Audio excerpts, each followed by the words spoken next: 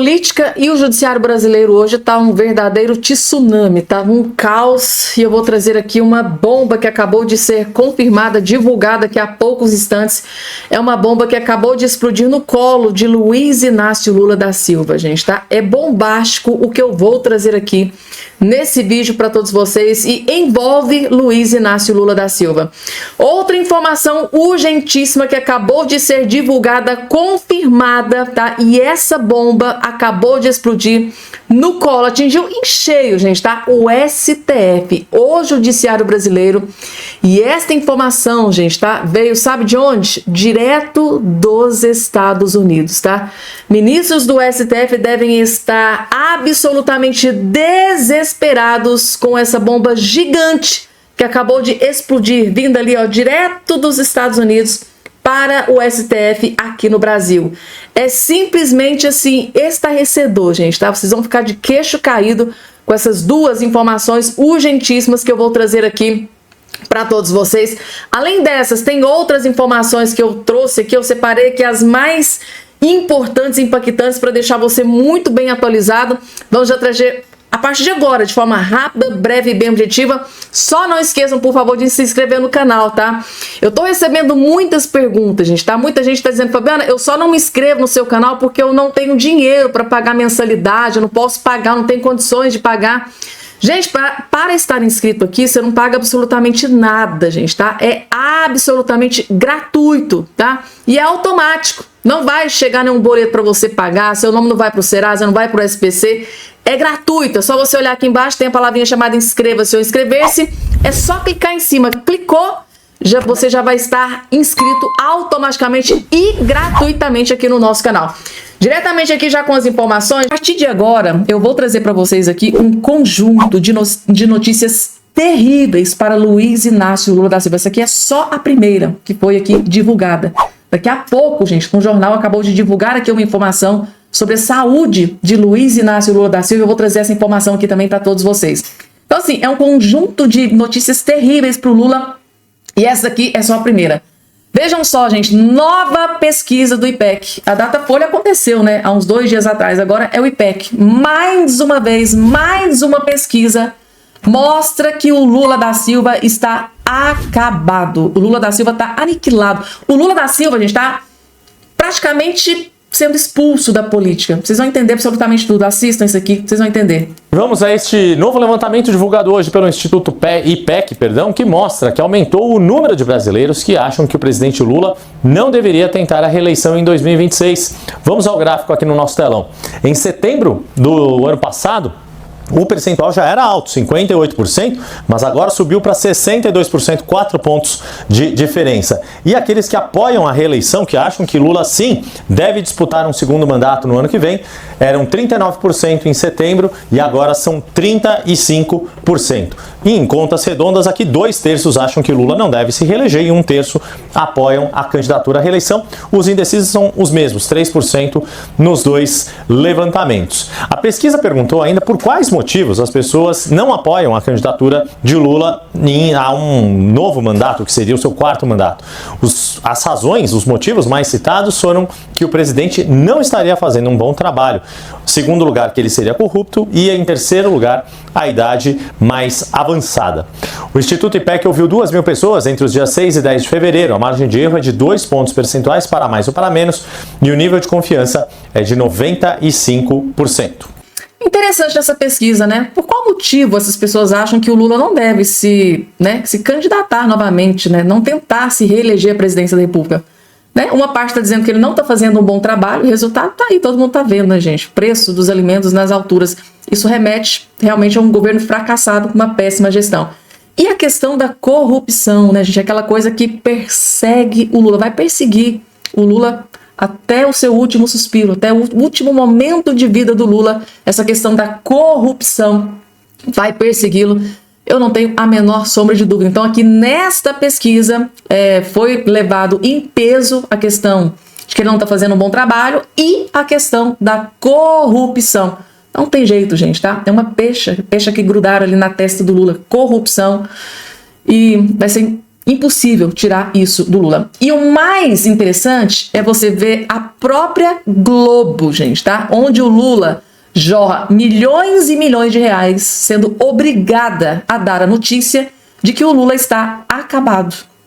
Tá aqui a informação, tá aqui no G1, gente, no portal Globo, que pertence ao grupo Rede Globo, onde o Lula jorra milhões e milhões e milhões para tentar livrar a cara do Lula, mas tem hora que é impossível, né? Tá aqui. Nova pesquisa do IPEC, 62% avaliam que Lula não deveria se candidatar à reeleição em 2026. Então, 62% acha que o Lula deve se aposentar da política. Afinal de contas, a pior gestão de todos os tempos, segundo a Datafolha, é esse terceiro mandato do Lula. Agora, imaginem comigo, gente, o desespero dos jornalistas dentro do grupo Rede Globo. Quem aí não se lembra de quando foi divulgado o resultado da eleição, daquele pessoal ali, né, a equipe de jornalismo ali do grupo Rede Globo se abraçando, gente, pulando, batendo palma, tão felizes com a vitória do Lula da Silva em cima do Bolsonaro, porque eles sabiam que se o Lula ganhasse a presidência, ia jorrar, é como se fosse uma torneira, jorrando milhões e milhões de reais ali dentro do grupo Rede Globo. Era isso que ia acontecer, por isso que eles ficaram tão felizes.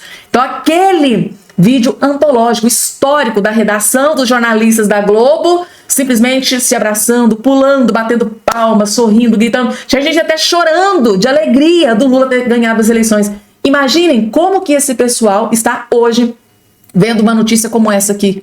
62% avalia que Lula não deveria se candidatar à reeleição em 2026. Ou seja, Lula fora da presidência da República. Se for o Bolsonaro, então, aí essa fonte, essa torneira vai secar de dinheiro jorrando ali. A farra do boi com o dinheiro do povo brasileiro jorrando na Globo vai acabar, gente. Vocês podem ter certeza, e por isso o desespero desses jornalistas. Próxima informação na tela, gente. Informação importante. Pitoli, o relatório que a Organização dos Estados Americanos prepara sobre Alexandre de Moraes pode levar a uma ofensiva nunca vista dos Estados Unidos contra o governo Lula, caso o documento produzido pela OEA aponte a existência de arbitrariedades em decisões do ministro do STF. Donald Trump endurecerá ainda mais o já estremecido diálogo com o Brasil e deverá lançar mãos de novas medidas que prejudiquem a economia brasileira, além da já anunciada taxação do aço. Ao menos 2 auxiliares próximos de Donald Trump sustentam haver uma ditadura no Brasil que seria orquestrada por Alexandre de Moraes e pelo Palácio do Planalto, com o objetivo de perseguir opositores de direita, como Bolsonaro, e censurar redes sociais. Um desses conselheiros é Elon Musk. O bilionário despacha com Trump na Casa Branca e agora manifesta abertamente apoio ao impeachment de Lula. O outro é Jason Miller, principal estrategista da campanha eleitoral que levou Trump de volta ao poder. Por ordem de Moraes, Miller chegou a ser detido no aeroporto de Brasília em 2021 para prestar depoimento no âmbito do inquérito dos atos antidemocráticos que ocorrem no Supremo Tribunal Federal. Aliado de Bolsonaro, Donald Trump não esconde o desejo de elevar um tom contra o presidente Lula. Um relatório contundente da OEA, o Fórum de Debate dos Países do Ocidente, daria o lastro de que o presidente dos Estados Unidos precisa para justificar o porquê das restrições ao Brasil. Essas informações são de Paulo Capelli, do portal Metrópolis. Quem tem medo. Quem tem medo. Pois é. Olavo, um tiro no pé a decisão de Lula de convidar a OEA para vir ao Brasil. Teve um descompasso aí entre aquela manifestação, aquela reunião que deveria haver nos Estados Unidos, suspensa naquele momento, né, para que fossem ouvidos ali os representantes do parlamento brasileiro, jornalistas, advogados, enfim. Não vamos ouvir vocês agora, nós vamos para o Brasil. Aí Lula convida a turma e vieram na hora errada, Olavo. Isso deu errado, a gente tem que falar a real. O Lula estava contando com ovo, não era pelo jeito, deve ser de ema, só que saiu de uma galinha. Arrombou geral. Acabou, arrombou geral, né? O ovo de ema saindo da galinha já dá para ter uma ideia do tamanho do estrago. Por quê? Porque era para vir numa outra situação, provavelmente com Biden reeleito, com Biden no poder, só que não, deu tudo errado. E quando o Capelli vem e já traz um indicativo do que vem no relatório, vale lembrar que existe uma expectativa gigantesca sobre a publicação do relatório, e já não é mais só nossa pelo jeito. Trump está aguardando a publicação do relatório. E aí ele vai lembrar de Jason Miller, seu maior aliado, amigo de todas as horas, de Trump, que foi barrado por Moraes no Brasil, Musk, que a gente já sabe que viveu, e Marco Rubio, que odeia a ditadura. A situação Tá ficando interessante, Olavo. Vai lembrar também do desejo do Lula de tirar o dólar como moeda oficial de negociação internacional. Navio do Irã aqui. Navio do Irã. Acho que o Walter comentou da possibilidade do Irã aqui no Brasil. Vai ter agora a reunião dos BRICS, a turma deve vir aí. Os BRICS falando em retalhar os Estados Unidos, acreditando que a China e a Índia permaneceriam dando esse suporte. Pitório, você tem uma frase maravilhosa, né, que desceu do lado errado do muro, né? Desde o primeiro momento. Desde o primeiro, apoiando a Câmara na eleição. Começa tudo errado. Agora, Lula, quando um criminoso é preso, o criminoso é preso quando ele age com excesso de confiança.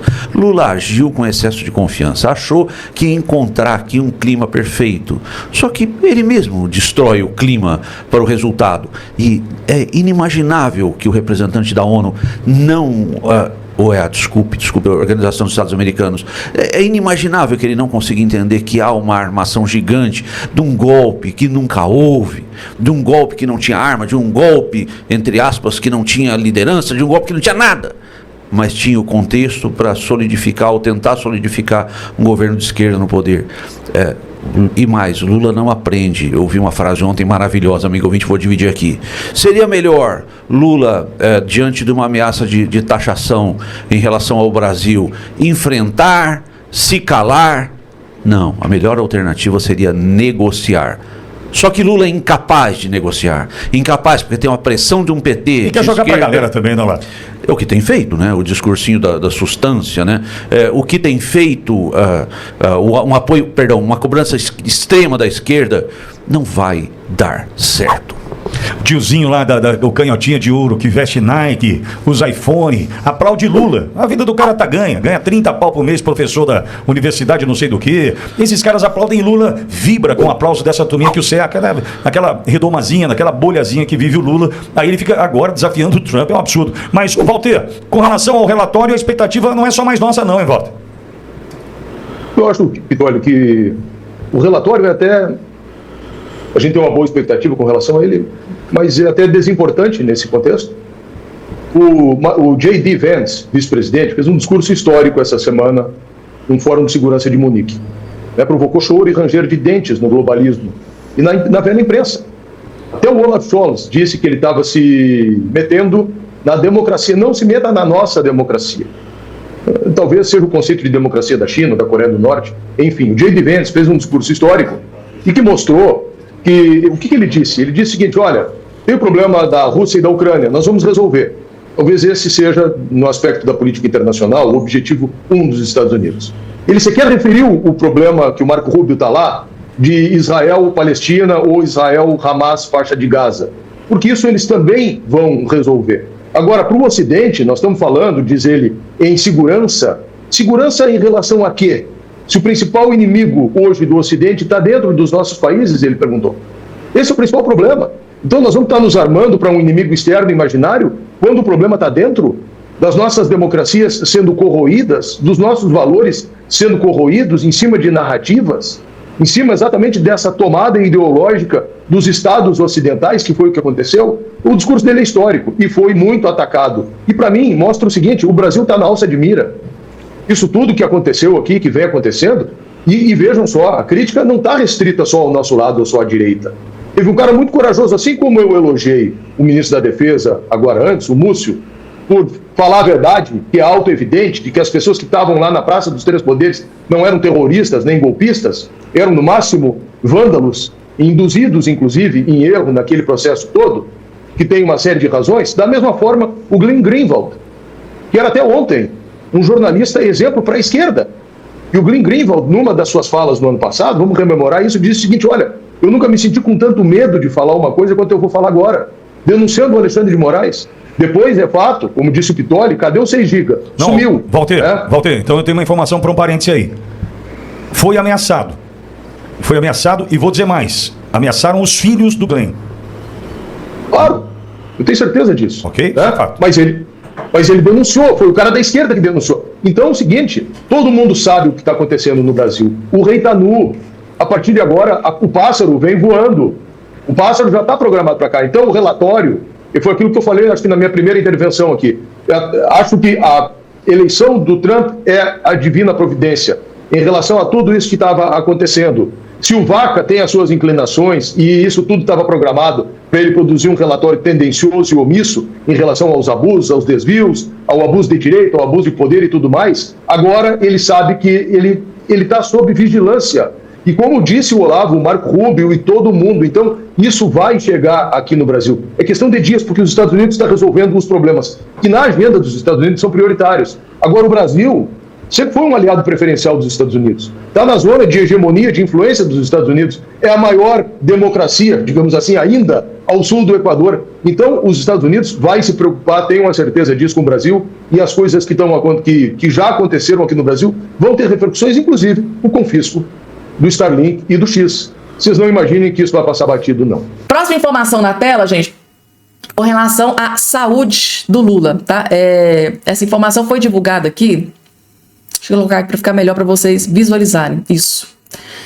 Lula cita idade e saúde como fatores para disputar reeleição em 2026. O Lula está sempre batendo nessa tecla, né, gente? E agora, com a divulgação aí da Datafolha, que disse que o Lula está nos seus piores mandatos, caiu, despencou 24% ali na sua popularidade. Aí o Lula começou a falar na saúde novamente. O Lula é assim, quando ele vê que a situação tá ficando triste pro lado dele, ele já começa a falar em saúde, né? Começa a falar na idade, tipo assim, não sei se eu vou candidatar, não sei se eu candidato, não sei se sim, não sei se não. Aí, na hora que ele despenca nas últimas pesquisas, ele começa a falar em saúde e idade.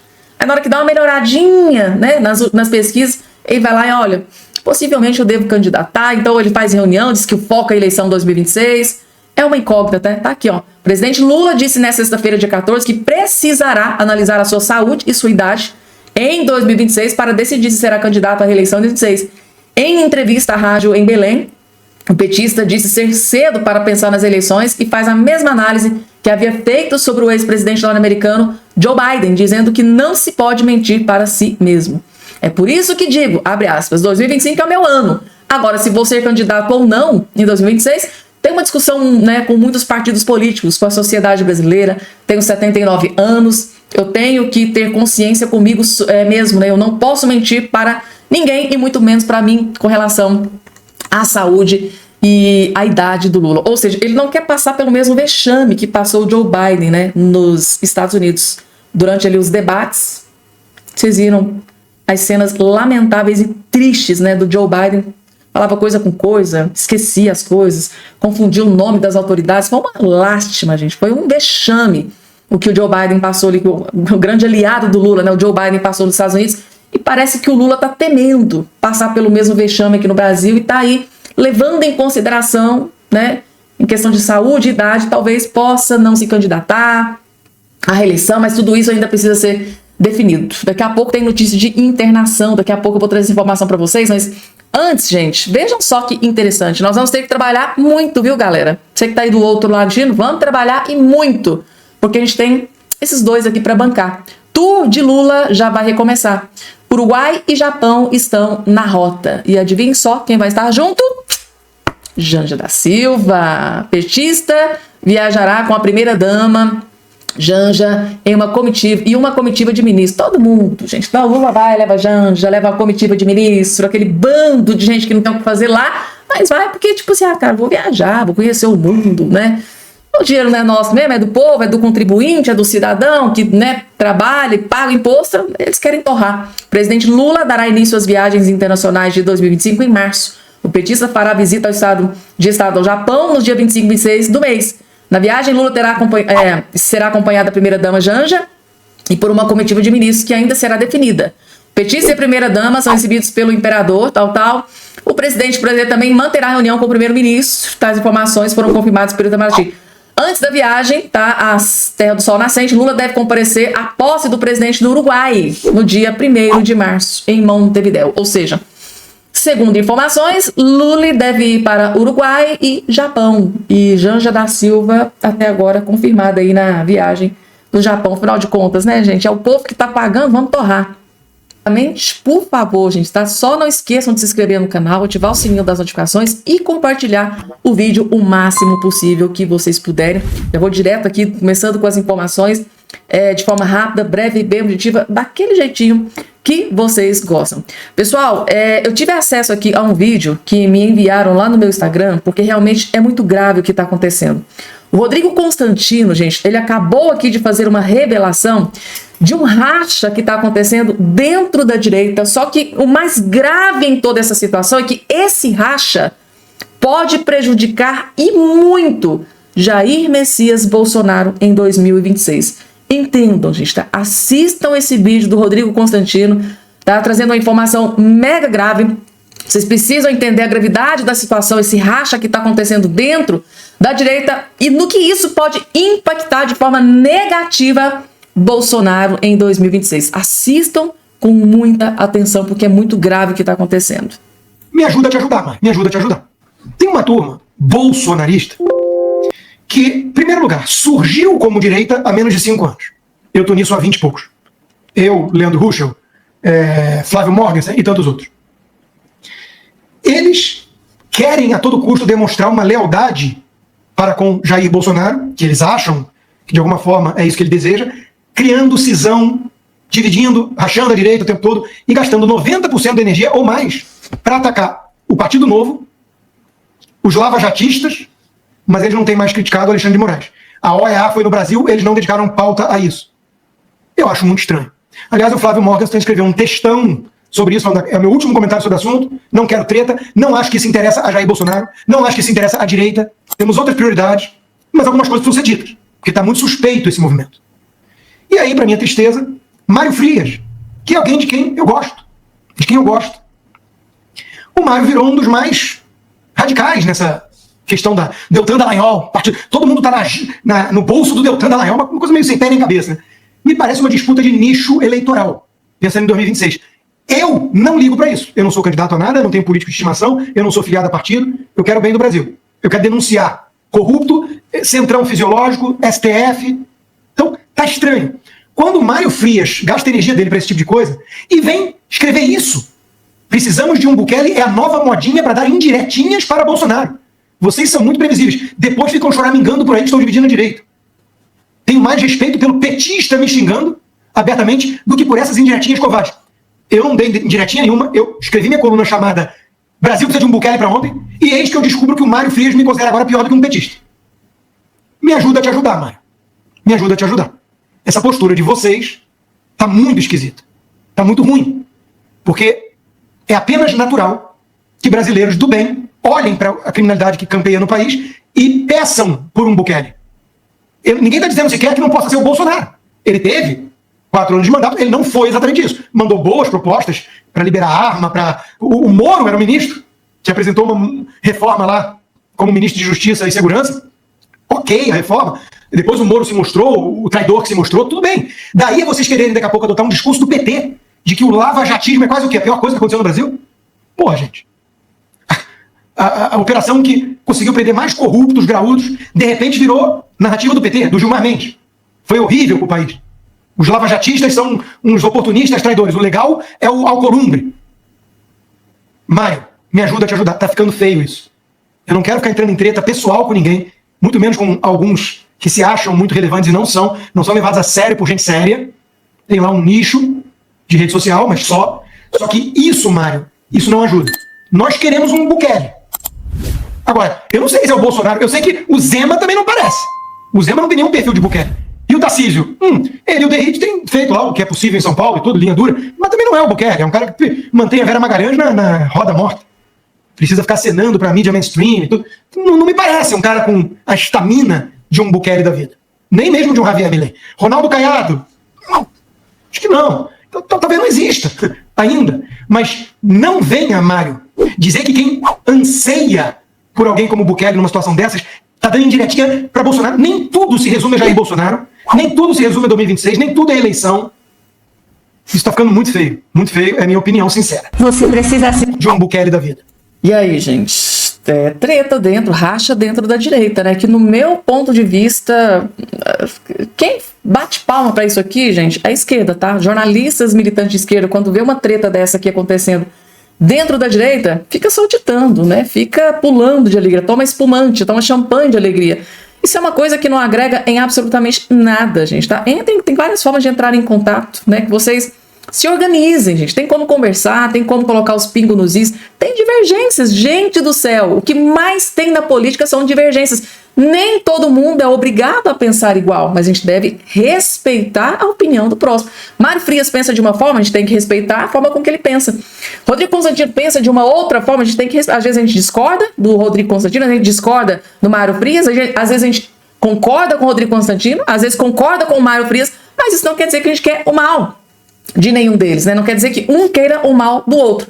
Mas eu só digo uma coisa pra vocês: racha dentro da direita prejudica e muito Jair Messias Bolsonaro, porque o que a gente mais precisa é união da direita para destruir e derrubar a esquerda, que vem destruindo Lula, o PT, a esquerda, que é as trevas no Brasil, que é quem está realmente destruindo o Brasil. Então, foco, para que a gente gastar energia se degladiando dentro da direita, se vocês podem unir todas essas forças, né, o alcance nas redes sociais para destruir o mal que está destruindo o Brasil, que é o PT, que é o Lula. Então, assim, lamentavelmente, esse tipo de situação está acontecendo dentro da direita, ao invés de estarem se unindo para combater realmente o mal, que é a esquerda, que está destruindo, desolando o Brasil, está trazendo a miséria para o Brasil, que é o que está acontecendo. Esse Lula no governo tá trazendo a miséria para o Brasil. Tem coisas muito mais importantes, gente, tá? Para vocês debaterem do que picuinha, coisa besta, coisa boba dentro aí da direita, gente. É só uma opinião, tá? Minha, básica, simples, mas é só o que eu penso, gente, tá? Coloca aqui embaixo a sua opinião, o que é que vocês acham, gente, tá? Vocês acham que alguém tá certo aqui nessa treta, tá? O Mário Frias, que é um grande aliado do Bolsonaro.